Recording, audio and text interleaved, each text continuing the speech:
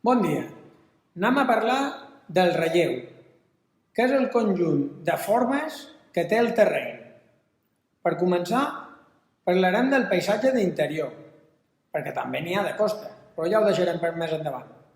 El paisatge d'interior és aquell que està allunyat de la mar.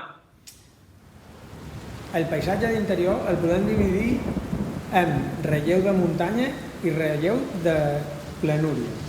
Començarem per el relleu de muntanya, on trobam muntanya, serralada, vall i serra. Ara us ho explicaré. Molt bé, començarem per la muntanya. La muntanya és una elevació del terreny molt notable, és una elevació molt gran. La podem dividir en tres parts. La part superior, el cim. La part inferior, el peu. I entre el cim i el peu tenim la vessant o falda. Molt bé, una vegada explicada la muntanya, explicarem la serra. La serra és un conjunt de muntanyes que estan alineades una darrere l'altra, com si estiguessin fent una fila.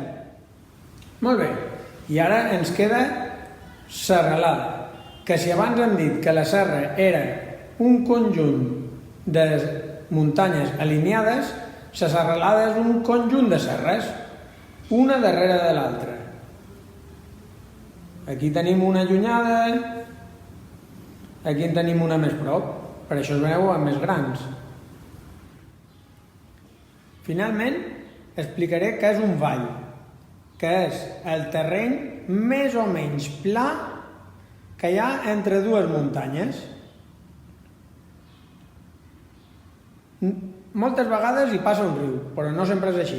I recordeu, vall entre dues muntanyes, el vall com va? En V baixa. Una vegada explicat el relleu de muntanya, passam al relleu de planúria, que també és un paisatge d'interior. Recordam que el paisatge d'interior és aquell que està allunyat de la mar. Com a formes tenim la planúria, l'altiplà i la depressió.